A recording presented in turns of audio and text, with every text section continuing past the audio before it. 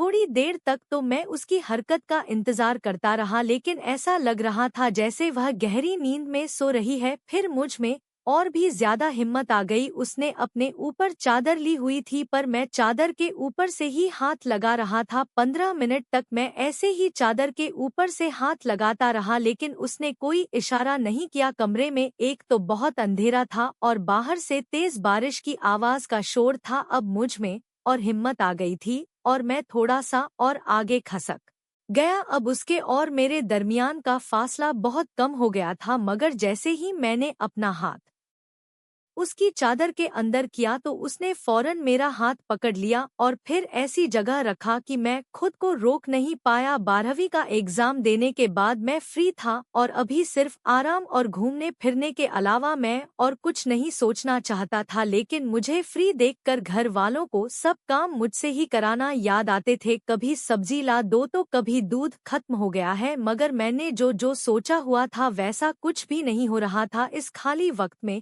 मैं कुछ मजे करना चाहता था और यह सारा वक्त गुजारना बहुत ज्यादा मुश्किल लग रहा था। दोस्तों के साथ घूमने का प्रोग्राम बनाया, लेकिन सबकी किसी न किसी मजबूरी की वजह से वह भी ना हो सका। लेकिन मम्मी ने मुझे कहा अपनी चाची की तरफ चले जाओ, मुझे कुछ चीज भी भिजवा थी। और वैसे भी तुम्हारी चाची इतनी बार तुम्हें आने का वह कह चुकी है, लेकिन तुम हो कि जाते ही नहीं हो। मेरी चाची लखनऊ में रहती थी और मुझे वहां जाना कभी भी इतना पसंद नहीं था, इसलिए पिछले 3-4 साल से मैं उनकी तरफ गया ही नहीं था। वैसे तो मैं इनकार कर देता, लेकिन फिर मैंने सोचा कि घर पर रहने से तो अच्छा है कि चाची के घर ही चला जाऊं, वहां थोड़ा मेरा वक्त भी गुजर जाएगा, वरना घर पड़े पड़े मेरी सारी छुट्टियां बेकार हो जाएंगी। 2 दिन के बाद में चाची के घर के लिए रवाना हो गया। चाची का घर लखनऊ के एक छोटे से इलाके में था। चाची मुझे देखकर बहुत खुश हो गई। मेरी चाची के 2 बच्चे थे, लड़की बड़ी थी और लड़का छोटा था। दोनों ही स्कूल गए थे और चाचा भी घर पर नहीं थे। चाची ने बताया कि तुम्हारे चाचा का दूसरे शहर में तबादला हो गया, इसलिए वह सिर्फ हफ्ते में एक ही दिन आते हैं।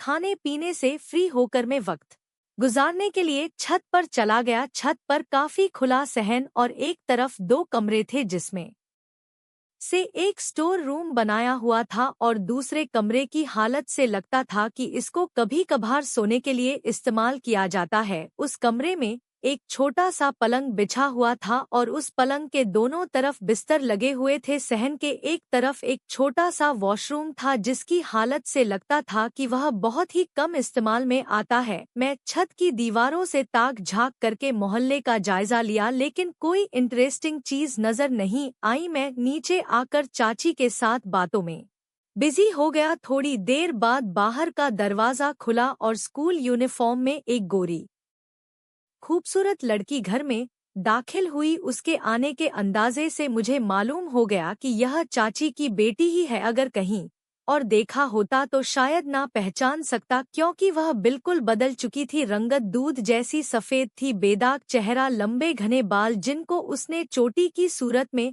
बांधा हुआ था। धूप की वजह से उसका सफेद रंग में सुर्खी आ रही थी। उसने आकर मुझे प्रणाम किया, जिसका मैं अच्छे अंदाज में जवाब